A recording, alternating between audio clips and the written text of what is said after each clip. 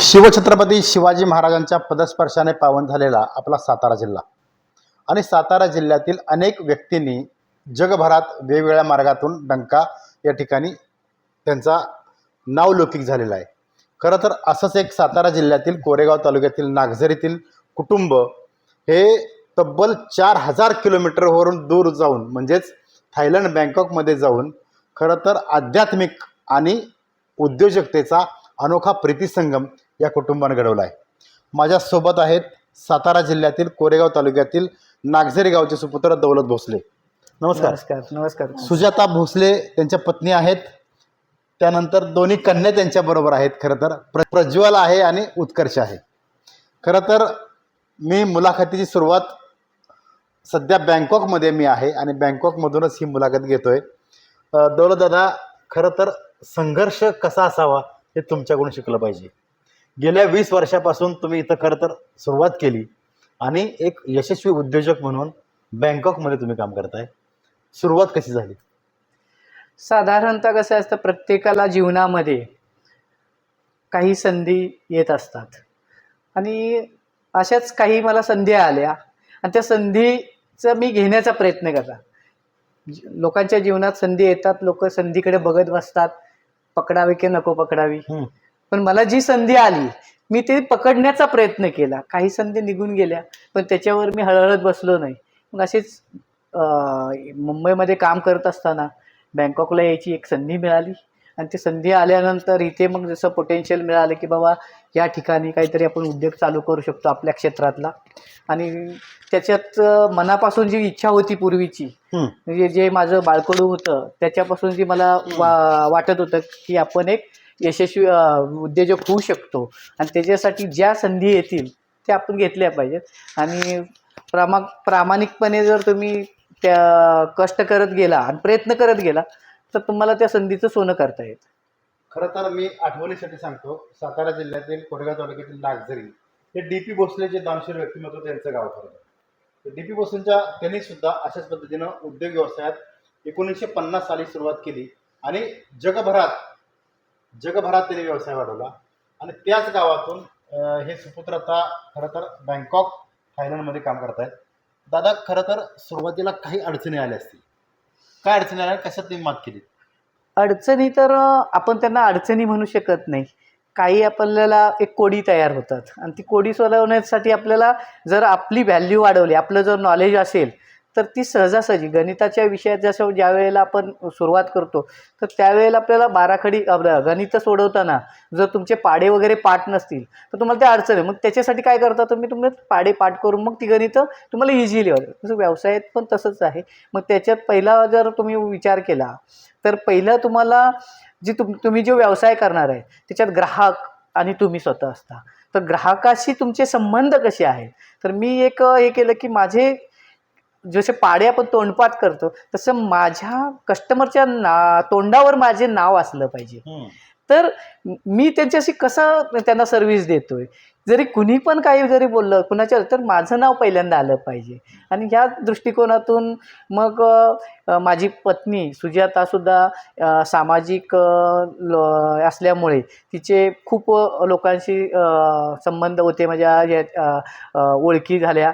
ती समाजकार्यात अग्रेसर असल्यामुळं आणि लोकांच्यात मिसळून वागण्यामुळं लोकांना एक आपली ओळख तयार होते आणि त्या ओळखीतून आपला एक परिवार तयार होतो. आणि म्हणून व्यवसाय हा तुम्ही ग्राहकाला आपल्या परिवारातीलच व्यक्ती आहे त्या पद्धतीने तुम्ही सर्व्हिस द्या तर ते परिवारासारखं होईल. त्यामुळं तुम्हाला त्याच्यात कधीच तुम्हाला अडचण येणार नाही. आणि तुमचा बिझनेस किंवा कुठलाही व्यवसाय, इतर व्यवसाय तर तुम्ही प्रामाणिकपणे सचोटीने केला तर तुम्हाला त्याच्यात यश मिळणारच आहे.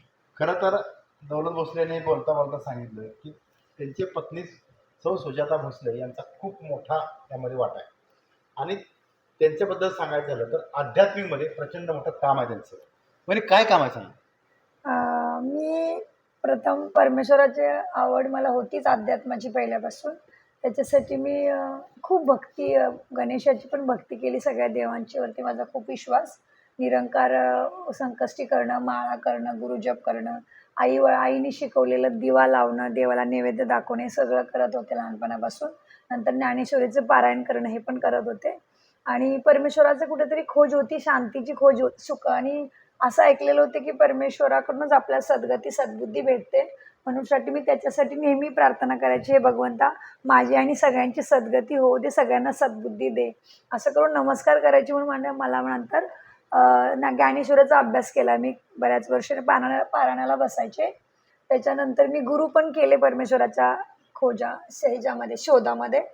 आणि त्याच्यानंतर सगळ्यांची चांगली शिकवण. आई नेहमी आम्हाला पारायणाला वगैरे घेऊन जायची. हरिपाठामध्ये नाचणं, ज्ञानेश्वराला वेळ काढून बसणं, ज्ञानेश्वरीचं पाठ करणे, हे सगळं करत करत मग अध्यात्माची आवड निर्माण झाली. आणि त्याच्यामधून मग एक असं निर्माण झालं की जे मला मिळतंय ते मला सगळ्यांना द्यायला आलं पाहिजे. मग मी प्रत्येकाला सांगायची की ज्ञानेश्वरी वाचायला बसलं पाहिजे, हरिपाठाला गेलं पाहिजे, आपल्या गावातनी जे कीर्तन चालतात त्याला पण बसलं पाहिजे. असं करत करत नेहमी ज्या क्षेत्रात मी पाय ठेवायचे तिथं मला नेहमी तब्बल सुख आणि सक्सेस मिळत गेलं. मग माझा कुठेतरी विश्वास बसत गेला की मी जे करते त्याच्यामुळेच मला हे सगळं प्राप्त होतं. माझा गणेश आणि ज्ञानेश्वर हेच मला सगळं देत आहेत. मी कबड्डी खेळायला लागले तर मी कबड्डीची कॅप्टन बनले. आणि माझ्या वडी हायस्कूलला मी पूर्ण दिल्लीमध्ये मी सिलेक्ट झाली. आणि वडी हायस्कूलमधून माझं सिलेक्शन दिल्लीसाठी झालेलं. त्याच्यानंतर मी नागझरीमध्ये माझे 10वी शिक्षण पूर्ण केलं. तिथं पण मी हलकासाच अभ्यास केला. माझ्या कधी डोक्यात नव्हतं की मी पूर्ण क्लास सेंटर बोर्डामध्ये फर्स्ट येईल असं वगैरे. तिथं पण मला उच्च सक्सेस प्राप्त झाले. आणि त्याच्यानंतर मग लग्नानंतर मी मला समाजकार्य पहिल्यापासूनच आवडायचं. लग्नानंतर मी परत स्वाध्याय परिवारचा पण अभ्यास केला, भगवद्गीतेचा पण अभ्यास केला. त्याच्यानंतर आत्ता मी सध्या ब्रह्मकुमारी राजयोगा टीचर आहे.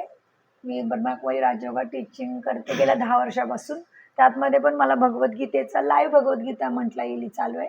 त्याच्यामध्ये पण मला माउंट आबू मधुबनमधून प्रथम 2017मध्ये मला प्रथम बक्षीस भेटलं. त्या अभ्यासासाठी मी थायलंड करून अभ्यासाच्या पत्रिका असतात त्याच्यामध्ये मी थायलंडतर्फे प्रथम आले.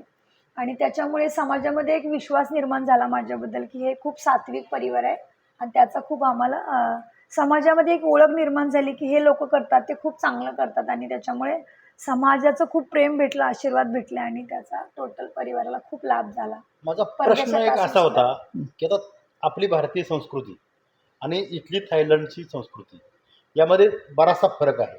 मात्र तुम्ही भारतीय संस्कृती इथल्या इंडियन लोकांसाठी खूप चांगल्या पद्धतीनं त्याला मार्गदर्शन करताय. काय करताय मार्गदर्शन? प्रथम मी लोकांना भगवद्गीतेवरती प्रबोधन करत होते. त्याच्यानंतर मी मुलांना आपल्या संस्कृतीचं जतन व्हावं आणि मुलांना आपली संस्कृती कायम राहावी म्हणूनसाठी मी गेल्या 10 वर्षापासून बालगीता पाठशाला चालवते. त्याच्यामध्ये मी मुलांना भगवद्गीतेचाच अभ्यास शिकवते. संस्कार आणि आपले सगळे आईवडिलांचं कसं मान ठेवायचं असतं, आपली संस्कृती काय, आपण सणसूद का सेलिब्रेट करतो त्याचं महत्त्व सांगते. आणि मुलांच्याकडून भगवद्गीतेचा अभ्यास करून घेते. हे समाजासाठी करत राहते मी. दौलतदादा, तुम्हाला एक प्रश्न आहे. आम्ही तुमचा मगाचपासून खरं तर मी मुलाखतीच्या अगोदरपासून तुम्ही एकमेकांना जे प्रचंड मोठा रिस्पेक्ट देता. तुम्ही काय सांगता की माझ्या व्यवसायाच्या सक्सेसमध्ये सुजाता भोसले यांचं वाटा आहे आणि त्या सांगतात की माझ्या सक्सेसमध्ये तुमचा वाटा आहे. नक्की कसं असते, आपण म्हणतो ना, जे व्हेकल जर असेल त्याची 2 चाकं असतात किंवा 4 चाकं असतात, ती जर सुरळीत चालली तर तुमचा गाडा व्यवस्थित चालतो. तर त्याच्यात एक कॉम्बिनेशन असं असतं, ते जर कॉम्बिनेशन तुमचं डळमळत असेल तर तुम्ही ते सक्सेसमध्ये तुम्हाला मिळू शकणार नाही. कारण एक चाक मागे पुढे होईल, मग ती जी गती आहे ती गती तुम्हाला जीवनामध्ये मिळणार नाही. म्हणून जे आपल्या पती पत्नी किंवा जे कुटुंबातील व्यक्ती असेल तर त्याच्याशी तुमचा समन्वय महत्त्वाचा आहे. आणि प्रत्येकानं समजून घेण्याची जी आहे, काही वेळेला नवरा चुकत असेल, काही वेळेला पण ते अंडरस्टँडिंग करून, चुकी असेल तर ते मान्य मारून त्याच्यातून आपण पॉझिटिव्हली सोच घेतली पाहिजे की बाबा नाही ठीक आहे. एक दुसऱ्या अर्थानं पण आपण बघितलं पाहिजे की तिनं जे मला सल्ला दिला आहे कदाचित, तर मी माझा अहमपणा न दाखवता हां बरोबर आहे, एखाद्या वेळेस ती बोलते ते खरं आहे, ते त्याच्यामुळं की तिनं सुद्धा माझं ऐकते, मी पण तिचं ऐकतोय. त्याच्यामुळं दोघांमध्ये सुसंवाद एक होतो. आणि प्रत्येक वेळेला आता बिझनेसच्या बाबतीत जर झालं तर तिचा संपर्क जर म्हणायला गेलं तर मी सुरुवातीला बिझनेसमध्ये आलो त्यावेळेला मला कोण ओळखत नव्हतं. पण सुजाताचे पती म्हणून मला ओळखलं जात होतं. कारण ती समाजामध्ये जात होती, प्रत्येक कार्यामध्ये ती घेऊन जायची मला. फारसं तर मी सामाजिक कार्यामध्ये जास्त नव्हतो पूर्वी, पण सुजाच्या याच्यामुळं इथे आल्यानंतर तर खूपच, म्हणजे प्रत्येक सॅटर्डे संडेला ज्यावेळेला कुठे कुठे कार्यक्रम असतील, मग तिनं मुलींचं कुठे एखादं मंदिरात. फंक्शन असेल किंवा मंदिरात काय सगळ्या तर ती महाराष्ट्र मला हे मंडळामध्ये- करून घेऊन जायची. महाराष्ट्र आणि मंडळामध्ये त्याच्यामुळं काय हे जे झालं, तिचा जो प्रतिसाद मिळाला, त्याच्यामुळे माझी ओळख झाली. आणि ज्यावेळेला आपण समाजामध्ये जातो त्यावेळेला तुम्ही काय करता, मग कार्यक्षेत्र तुमचं काय, तर ऑटोमॅटिक तुमचं एक पोर्टफोलिओ बनलेला असतो. त्या पोर्टफोलिओला एक आयडेंटिटी मिळते आणि प्रत्येकाच्या लक्षात येतं, अरे हे काम कोणतरी करते, मग ते जवळचं वाटतं की हा माणूस बा येते. आणि तो फायदा मला खूपच झाला माझ्या व्यवसायात. आणि यांचं एवढं मोठी पण आहे की परदेशात येताना पण ते मलाच विचारलं, मी काय करू सुजा, तू म्हणत असली जातो ना, तर मी नाही जात. मी म्हटलं तुम्ही बिंदास जावा, मी आहे पाठी. तेव्हा माझ्याकडे पासपोर्ट पण नव्हता आणि ही फक्त 2.5 वर्षाची होती बा. पण मी साहेबांनी सांगितलं तुम्ही जावा, मी पाहते पाठी थोडा वेळ. पण नंतर हे मग आले. येस, खरं तर कुटुंबाचं यात दुसरं एक वैशिष्ट्य असं आहे की त्यांच्या 2 ज्या कन्या आहेत, या दोन्ही कन्या खरं तर अत्यंत चांगलं मराठी बोलतात. भारतीय संस्कृती कशी या मुलींच्याकडे असावी परदेशात राहून सुद्धा, ते या या मुलींच्याकडे खरं तर बघून आदर्श घेतला पाहिजे. जरा तुम्हाला मला तर तिला विचारायच्या अगोदर तुम्हाला विचारतो, मी सांगतो की तिनं एक अचिव्हमेंट केलेली मध्ये परदेशी दूतावासांच्या बरोबरचा डायलॉग नक्की काय होता? ॲक्च्युली ती ज्यावेळेला महिला दिनाचं एक हे होतं, तर ते महिलांच्यासाठी एक कॉन्टेस्ट ठेवलेली. त्या कॉन्टेस्टमध्ये ती विन झाली आणि मग 1 दिवसाचा ॲम्बेसिडर म्हणजे परदेशी राजदूत. राजदूतावास, तर हे पद जे असतं तर ते तुम्हाला प्रत्यक्षात अनुभवायचं असतं. मग ते त्याचा नंबर आलेला, ती ब्राझीलच्या देशाची दूतावासचे तिला ही मिळालं, तर 1 दिवस ती ॲम्बेसिडर बनली होती. मला सांगा शोधाई, खरं तर मुलींच्यावर संस्कार भारतीय संस्कृती देण्यासाठी काय विशेष प्रयत्न केले तुम्ही किंवा काय करता आता? मी त्या लहान असल्यापासूनच त्यांना घरात पण देवाला नमस्कार करणं, जे त्यांना जे संस्कृतीबरोबर जोडून ठेवेल आणि मोठ्यांचा आदर करण्याचं त्यांना आवड निर्माण होईल, त्याच्यासाठी त्यांना रोज सकाळ संध्याकाळ देवाला नमस्कार करणं शिकवलं. आणि ते ऐकत गेले. आणि प्रत्येक प्रोग्राम असतात इथं समाजामध्ये, कुठले पण दिवाळी सेलिब्रेशन असतं, गणपती सेलिब्रेशन असतं, महाराष्ट्र मंडळाचे प्रोग्राम असतात, गीताचे अभ्यास असतात, गीताचे पाठ असतात, त्याच्यामध्ये त्यांना घेऊन जायची मी. विश्व हिंदू परिषद मध्ये पण काही प्रोग्राम सेलिब्रेट करते, त्याच्यामध्ये त्यांना लहानपणापासून मोटिवेट करत गेले. प्रत्येक पार्टचा डान्समध्ये पार्ट घेणं, श्लोक्स बोलायला शिकवणं, तर त्या मला कॉपरेट करत गेल्या आणि त्याच्यामध्ये ती जिंकत गेल्या, विन व्हायच्या प्रत्येक वेळेला. त्यामुळे त्यांना त्याच्यामध्ये जायला आवडलं.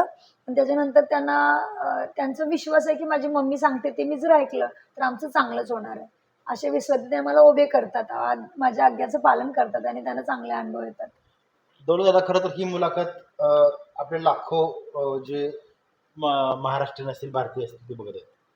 मला तुम्हाला एक अपेक्षित मला तुमच्याकडून उत्तर आहे की ग्रामीण भागातील तुमच्यासारखा दुष्काळी भागातील ग्रामीण भागातील एक तरुण जिद्दीनं पुढे जातो, मुंबईपर्यंत येतो, तिथून बँकॉकला येतो, हे यशाचं रहस्य काय आणि तुम्ही आजच्या तरुण पिढीला काय सांगाल ते?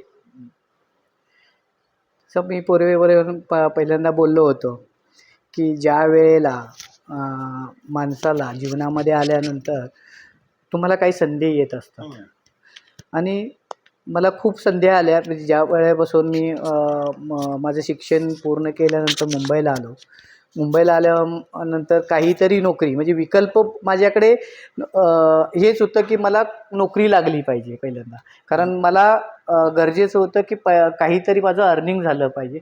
मग त्या दृष्टिकोनातून मला जे मिळेल ते काम मी केलं. मी ग्रॅज्युएट झालो आहे, मला तेच काम मिळालं पाहिजे किंवा हेच काम मिळालं पाहिजे, माझ्या लायकीचं काम मिळालं पाहिजे, असं मी कुठलं ठरवलं नाही आहे. मला जे मिळालं, मी एका इंटरव्ह्यूला हेल्परचं काम करायला सुद्धा गेलो. त्याच्यानंतर मी टोल नाक्यावर टोल गोळा करायचं ते सुद्धा काम केलं. आणि त्याच्यानंतर मी ज्या वेळेला इंटरव्ह्यू देत गेलो आणि अशा संधी आल्या की आणि मला जे काय फील्ड पाहिजे होतं ते मिळत गेलं आणि त्याच्यात मी 100% माझे प्रयत्न केले.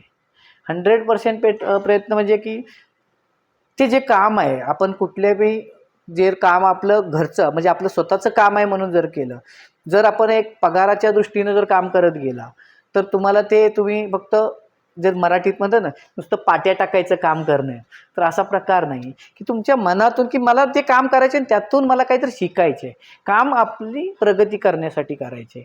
आणि ते मग कंपनी पगार देते म्हणून त्याच्यासाठी मग मला 8 तास भरायचे आणि कसं तरी आपले 8 तास भरून आपलं त्याच्यावर. तर ही जी भावना आहे ती माझ्याकडं नव्हती. मला ती आहे की मी कुठल्या माझ्या कंपनीला जी पगार देते तिला मी 100 टाईम्स नाही 1000 टाईम्स तिला रिटर्न देणार आहे. आणि त्याच्या सहयोगाने माझं पदोन्नती होत गेली आणि नंतर जसे कन्सल्टिंग वगैरे जशी ओळखी होत गेल्या तशा बऱ्याच ठिकाणी मग मला अपॉर्च्युनिटी येत गेल्या आणि हीच अपॉर्च्युनिटी बँकॉकला यायला तीच कारणीभूत ठरली. त्याच्यामुळं मी नवीन पिढीला हे सांगू इच्छितो की कुठलंही काम ते छोटं नाही आहे. तर तुम्ही जर प्रामाणिकपणे जर तुम्हाला ध्येय गाठायचं असेल ना तर तुम्हाला पैशाचा विचार पहिल्यांदा करू नका की मला किती पैसे मिळत आहेत, पण मी ह्या कामामध्ये मी एक टॉपचा कसा बनेन, त्याच्यातून मला कसं बेस्ट ऑफ बेस्ट देता येईल ते प्रयत्न केला तर तुम्हाला सक्सेस मिळणारच आहे. खरं तर दौलत भोसले आणि सुधा भोसले यांच्या कन्या प्रज्वल आणि उत्कर्ष आहेत. पहिलं प्रज्वलचा दुसरी गोष्ट सांगतो. आम्ही आज थायलंड बँकॉकमध्ये आल्यानंतर प्रज्वल BMW गाडी चालवते. खरं तर ती चालवते, आम्ही शेजारी बसलो. खूप अभिमान वाटला एक महाराष्ट्रीयन म्हणून, इंडियन म्हणून, आम्ही ग्रामस्थ म्हणून, गावकरी म्हणून. खरं तर प्रज्वल तुझं कौतुक आहे, तू मराठी खूप छान बोलतेस. तुझं पहिलं वैशिष्ट्य सांग, की कसं काय शक्य? पहिलं तर तुमचा आभार की तुम्ही एवढं आम्हाला प्रोत्साहन देताय तुमच्या एवढ्या गोड शब्दांनी. पण मला असं वाटतं की खूप नॉर्मल आहे, कारण आम्ही लहानापासून आई बाबा मराठी बोलायचे, म्हणजे ती माझी इंग्लिश पण आमची नेटिव्ह लँग्वेज झाली, हिंदी पण आपली नेटिव्ह लँग्वेज झाली आणि मराठी पण. मग लहानपणापासून मी ऐकायची बाबांची मराठीमध्येच बोलायचं असतं. ते मला आणि पप्पा लहान असताना ना खूप गीत गायचे, भजन गायचे. अंजनीच्या सुता तुला रामाचं वरदान, मला सगळं आठवतं.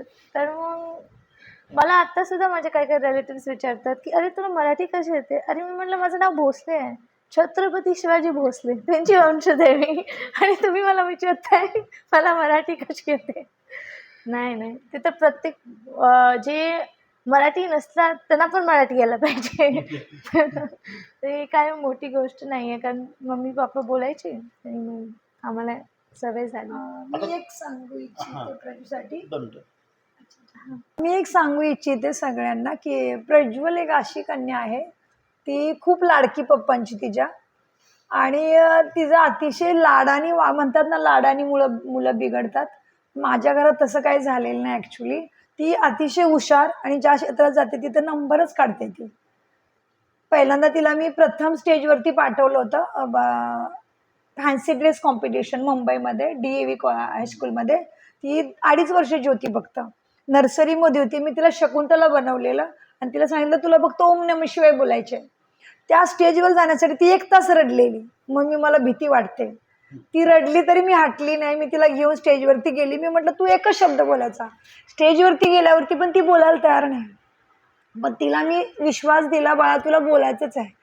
मग तिथे ती स्टेजवरती ती एकदा ओम नमः शिवाय बोलली. त्याच्यानंतर ती खाली उतरली. त्याच्यानंतर तिला लक्षात आलं की मम्मा जे सांगते ते ऐकलं. मग सगळ्यांनी टाळ्या वाजवल्या तेव्हा. मग तिला ते खूप आवडलं. त्याच्यानंतर तिचा विश्वास वाढत गेला. मग ती मी काही तिला सांगू दे, ती प्रत्येक गोष्टीमध्ये भाग घेते. कधीही माझं ऐकत नाही असं होत नाही. त्याच्यामुळे मी आजच्या मुलांना सांगू इच्छिते, तुम्ही कितीही हुशार असा, इंटेलिजंट असा, तरी पण आपल्या आईबाबांच्या शब्दाला नेहमी मान द्या. तुमच्या आयुष्यात यश आल्याशिवाय राहणार नाही. आई बाबा अनुभवाची मूर्त असते. त्यांनी खूप अनुभव घेतलेले असतात. त्यांना माहिती असतं काही योग्य काही अयोग्य आहे. त्याच्यामुळे आई वडिलांचा खूप मान करा. त्यांच्या शब्दांच्या बाहेर जाऊ नका. तुमचं निश्चित चांगलं झाल्याशिवाय राहणार नाही. त्याच्यातलेच हे उत्तम श्रेष्ठ उदाहरण. मी खूप भाग्यशाली आहे प्रज्वल माझ्या जीवनामध्ये आले, कारण ती इतकी हुशार आहे. अतिशय कुठल्याही क्षेत्रात तिला उभं करा, ती कधीच हारून येत नाही. तिथे जिते आता तिला कॅनडाला जायचं होतं पुढच्या शिक्षणासाठी आणि तिने जे प्रयत्न करते ते आम्ही कधी तिला मदत करत नाही. साहेबांच्या कामामध्ये बिझी असतात, मी माझ्या सामाजिक कार्यामध्ये अतिशय व्यस्त असते. आम्ही तिला कधी कुठला फॉर्म भरायला मदत केली, हे केलं, कधी करत नाही. सगळं ती रात्रदिवस स्वतः करत असते, सबमिशन वगैरे सगळं. आणि ते काय प्रयत्न असतात ते सगळे तिनंच केले. त्या कॅनडा युनिव्हर्सिटीला काय प्रोव्हाइड करायचं तिनं सगळं केलं. अनेक कंट्रीमध्ये तिनं टाकले तिचे फॉर्म पुढच्या शिक्षणासाठी. त्याच्यानंतर ती कॅनडाच्या 36 वर्ल्डमध्ये 36 नंबरच्या युनिव्हर्सिटीमध्ये सिलेक्ट झालेली. तिला फूड रिसर्चमध्ये जायचं होतं, तर तिच्या पप्पांनी सांगितलं बाळा नाही जायचं तुला. तिला स्कॉलरशिपसुद्धा भेटलेली, पण तिच्या पप्पांनी सांगितलं बाबू तुला बिझनेस मॅनेजमेंट शिकायची आहे. त्या पोरगीनी स्कॉलरशिप सोडून तिचा रात्रंदिवस प्रयत्न करून तिनं काय काय सबमिट केलं, तिच्या जीवनातली सगळं अचिव्हमेंट. ती प्रत्येक ठिकाणी तिची इतके ट्रॉफी वगैरे, तुम्हाला मेडल्स वगैरे खूप आहेत, घर भरलं सगळं तिच्या ट्रॉफीनी. हे सगळं तिने तिथं सबमिट केल्यामुळे तिला तिथं टॉपचं युनिव्हर्सिटी भेटली, वर्ल्डमध्ये 36 नंबरची कॅनडामध्ये स्कॉलरशिप्स आहेत. पण तिच्या बाबांनी मी सांगितलं बाबा तुला नाही जायचं, तुला बिझनेस मॅनेजमेंटच करायचं, कारण पप्पांचा बिझनेस आहे. मग तिने ते ऐकलं आणि पप्पांना मान देऊन ती इथंच राहिली. आणि आत्ता ती सध्या मम्मी मी मेडिटेशन मला मेडिटेशन आवडतं म्हणूनसाठी ती सुद्धा मम्मीचं ऐकून मेडिटेशन शिकली. आणि तिच्या मुलांना, तिच्या वयाच्या मुलांना ती मेडिटेशन अतिशय प्रेमाने शिकवते. आणि सगळे आजी आजोबा काही येतं आमच्या क्लासमध्ये, त्यांना सगळ्यांना प्रज्वल आवडते, इतकी ती गोड बोलते. आणि तिला सगळं येतं, अतिशय ऑलराऊंडर पोरगी आहे. ज्या क्षेत्रात जाते नंबर 1 मध्ये जाते ती. आत्ता रविशंकरजी आलेले भारतातून इथे, तर त्यांनी प्रश्न विचारायचा मोका दिलेला यूथला. तर तिनं सांगितलं की मला भारताची पंतप्रधान बनायचे आहे, तर सर मला काय करायला पाहिजे. तर त्यांनी तिचा प्रश्न ऐकून इतका त्यांना अचंबित झाले की म्हणले मला खूप आवडलं की तू अशी इच्छा ठेवते परदेशात राहून की मला भारतासाठी काहीतरी करायचं आहे, माझ्या देशासाठी काहीतरी करायचं आहे. अशा प्रकारे ही पोरगी खूप उत्तम झाली, कारण ती टोटल आमच्या दोघांचं ऐकते. अतिशय आज्ञाकारी आहे ती. तुम्ही पाहतच असाल की माझी एवढी स्ट्रॉंग बॅकबोन आहे, तर मग मी एवढी जिथे पण पोहोचली आहे ते मोठी गोष्ट आणि तिला नाही आहे. कुठलाही अहंकार नाहीये. आणि ती आता राजदूताची बात केली ना तुम्ही, तिनं महिलांच्या वरती इतकं सुंदर लिहिलेलं. अनेक मुलांनी सबमिशन केलं असेल, त्या कॉम्पिटिशन मध्ये पार्ट घेतला असेल, पण तिने इतकं सुंदर लिहिलेलं महिलांसाठी, ते आवडलं आणि त्यामुळे ती टॉपमध्ये सिलेक्ट झाली. आणि तिला ते राजदूताचं 1 दिवसाचं हे मिळालं, अम्बॅसिडर बनण्याचं गिफ्ट मिळालं. तो आपल्या देशापासून 4000 किलोमीटर दूर आहे. 3 वर्ष असल्यापासून. 3 वर्ष म्हणजे आता किती वय तुझं आता? 23 वर्षाची झाली. 23. हा, म्हणजे 20 वर्ष तू बाहेर आहेस. हो. तुला स्वतःच्या देशाबद्दल, राज्याबद्दल, जिल्ह्याबद्दल आणि आपल्या गावाबद्दल काय भावना व्यक्त करशील? मी 20 वर्ष बाहेर राहिली, पण माझं हृदय तिथं अजून आहे, अजूनही आहे. बस मी नेहमी मी काय पण आता इथे बघते ना नवीन, असं मला वाटतं की अरे आपल्या गावात कधी असतं किती मजा आली असती. आता जसं आपण बँकॉकमध्ये आहे, तर बँकॉक टुरिझमसाठी टुरिझम म्हणजे बघण्यासाठी, आणि लोक इथे येऊन शिकतात शेती कशी होते. इथून बाहेरून देशात लाईक फॉरेनर्स वगैरे येतात आणि शिकतात.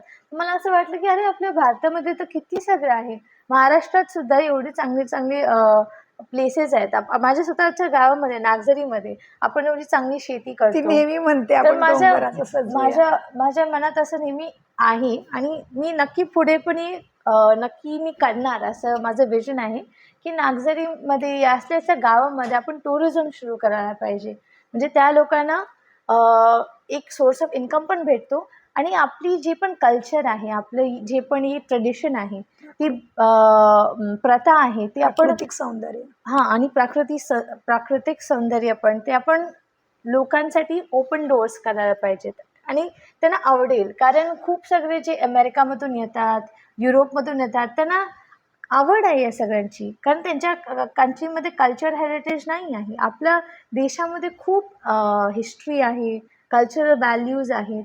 आपण पेस्टिसाइड्स वगैरे शेतात नव्हते पहिले यूज करत.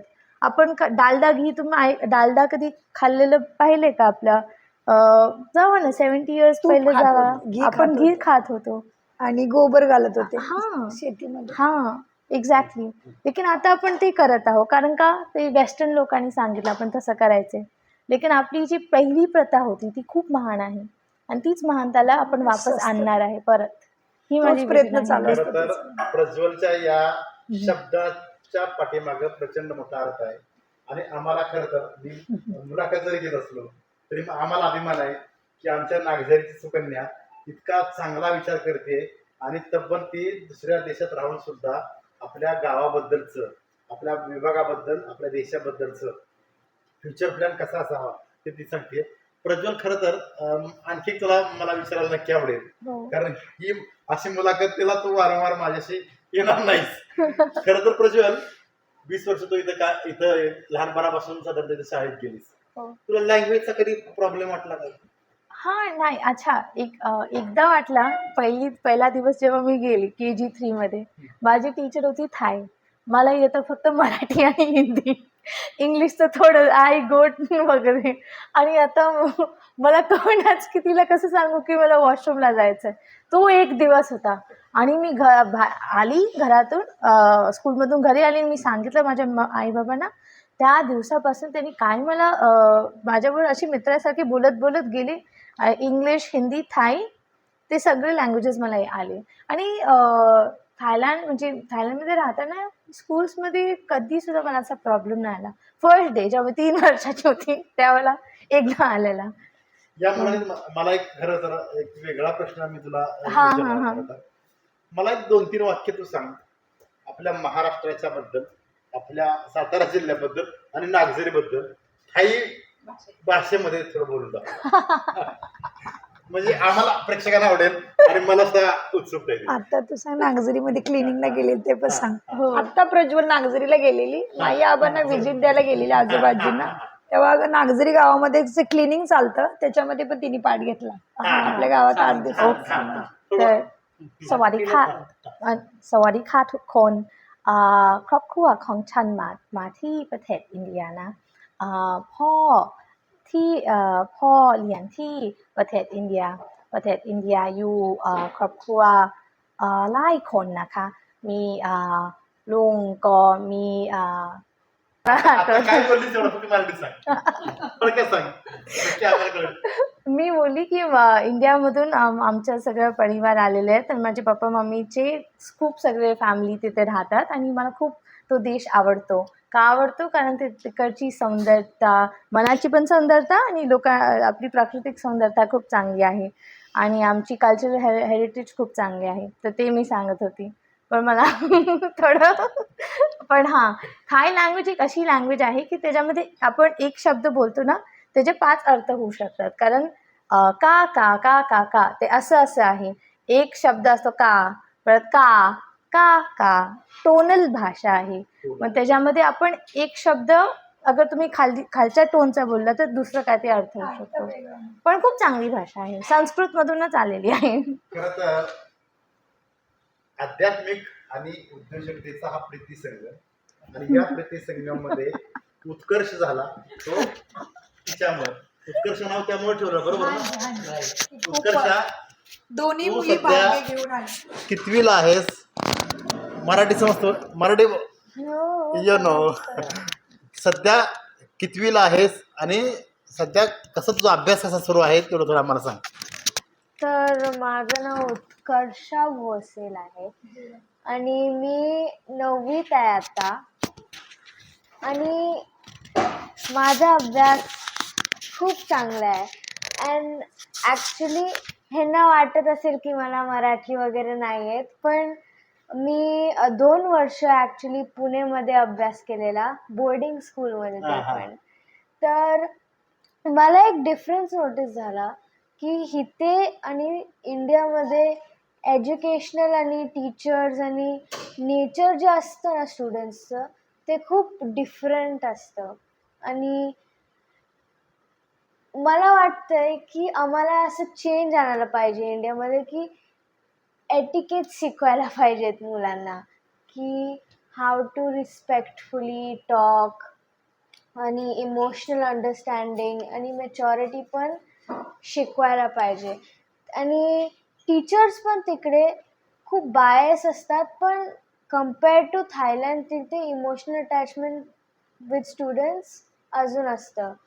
तर तिकडे अगर तुम्ही अभ्यास करत असेल तर तुमचं इमोशनली आणि कनेक्शन विथ टीचर खूप चांगलं असणार. पण इकडे थोडं ते फॉरेन स्टुडंटसाठी इथे थोडा गॅप असणार.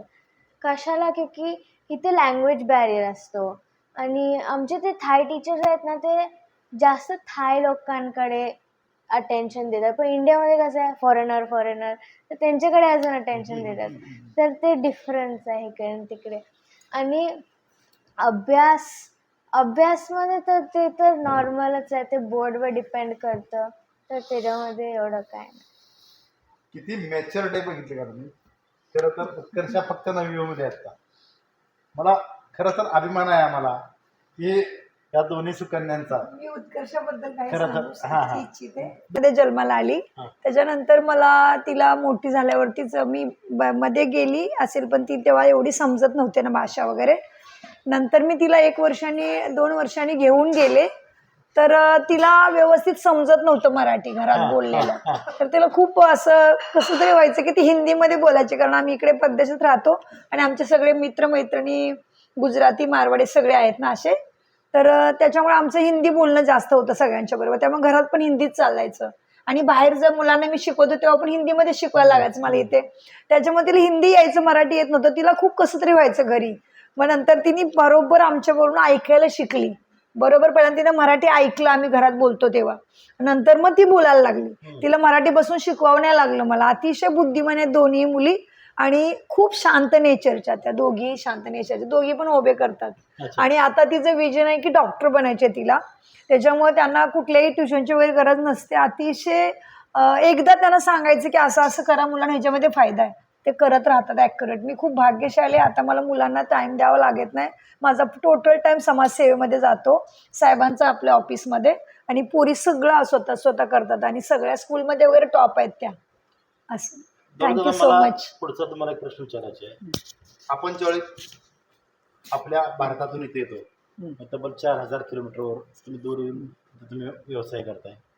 इथं तसं तुम्हाला जाणवलं का की आपण दुसऱ्या देशातून इथं आलोय, व्यवसायाला काही अडचणी आहेत किंवा इथल्या स्थानिकांच्या काही अडचणी निर्माण, कधी असं जाणवलं कधी कधी? आता मला एक प्रकर्षानं हे सांगायला वाटेल की इंडियामध्ये काही त्रुटी आहेत. व्यवसाय करायला एवढं सोपं नाही म्हणतात लोक, म्हणतात ना सोपं नाही आहे, कारण थोड्याशा गव्हर्मेंट्स रूल्स वगैरे डिफरंट आहेत. पण इथे थायलंडमध्ये त्या बाबतीत मी खूप भाग्यशाली आहे की इथे काही परमिशन्स वगैरे काही घ्यायचे असतील ते तर तुम्हाला ताबडतोब मिळतात. तुम्हाला कुठेही आडकाठी येत नाही आहे. फक्त तुमचं बाकीचं सगळं जर क्लॅरिटी असेल तर तुम्हाला इथे म्हणजे असं पायघड्या घालतात तसं तुम्हाला उद्योजकतेला इथे आहे प्राधान्य दिलं जातं. त्यामुळं थायलंडमध्ये उद्योग सुरू करायला खूप म्हणजे तसं वातावरण खूप छान आहे. बरोबर.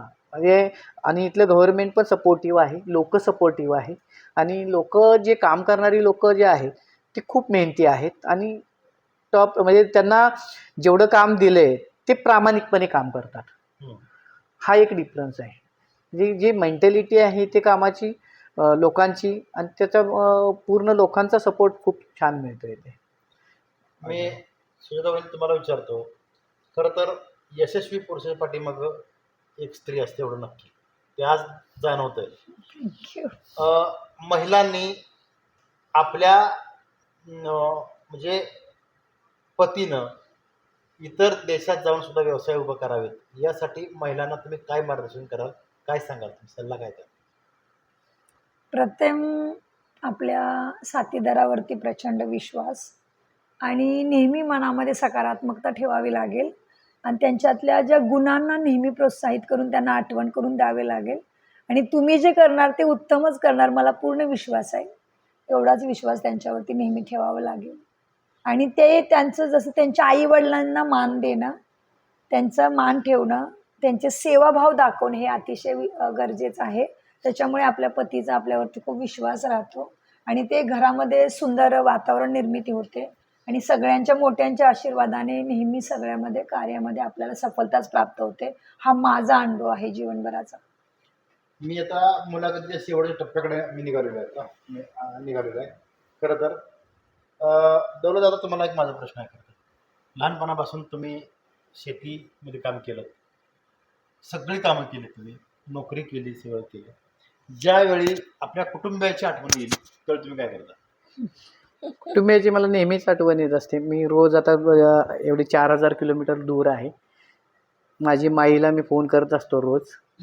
आता फोन ज्या वेळेला फोनची सुविधा नव्हती पण त्यावेळेला कॉल म्हणजे कसे असायचे, एक कार्ड गिफ्ट कार्ड एक असायचं, मग त्याच्यातून इकॉनॉमिकल जेवढे कमी रेटमध्ये हे होत आहेत पण महिन्यातून किंवा 15 दिवसातून असा कॉल करायचा. पण आता ह्याच्यामुळं हे मोबाईलचं आणि आता नेटवर्कचं वगैरे कमी झालं, रोज आपण आता व्हॉट्सअपसारखे ॲप्स वगैरे वापरून आपण रोज म्हणजे समोरासमोर व्हिडिओ कॉल वगैरे करतो. त्यामुळं आठवण ती पहिल्यांदा खूप यायची सुरुवातीला. आणि त्याच्यानंतर मेन ज्या वेळेला मी इथं आलो त्यावेळेला सुजानं जे अगर मला जर दिलं नसतं ते प्रोत्साहन तर मी इथं कदाचित आलो नसतो. ज्या वेळेला मी इथे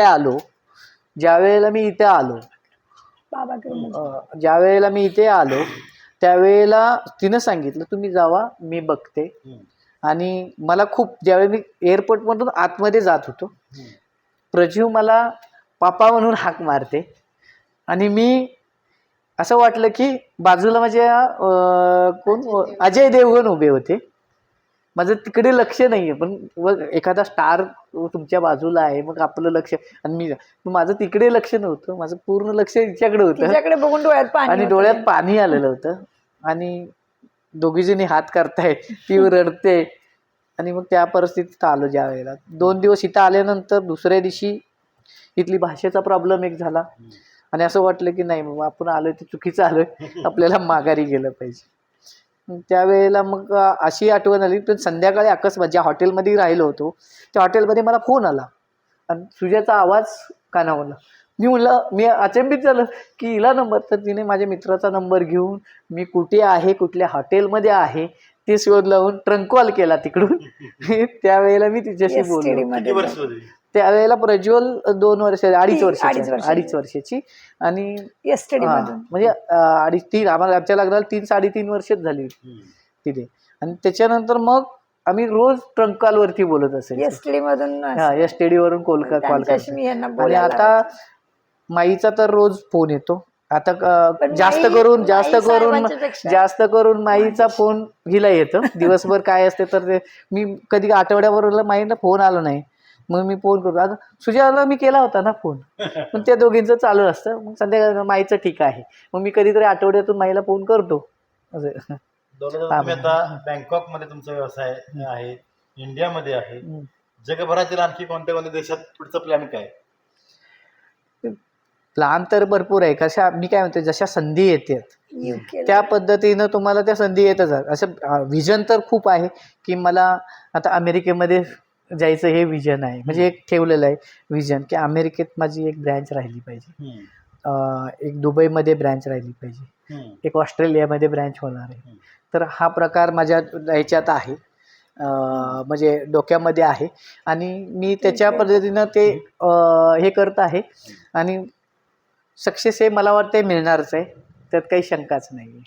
खरं तर आपल्या भारतातील हे भोसले कुटुंबीय, भारतातील म्हणजे आणखी एकदा सांगतो, भारतातील आपल्या महाराष्ट्रातील सातारा जिल्ह्यातील कोरेगाव तालुक्यातील नागझर येथील ही कुटुंब सध्या थायलंड बँकॉक इथं स्थायिक आहे. आणि ही मुलाखत मी त्यांच्याच बँकॉक येथील घरामध्ये घेतलेली आहे. खरं तर इतका छान अनुभव आला सर्व. आणि विशेष दौलत भोसले, सुजाता भोसले यांच्यापेक्षा मला प्रज्वलचं खरं तर कौतुक आहे.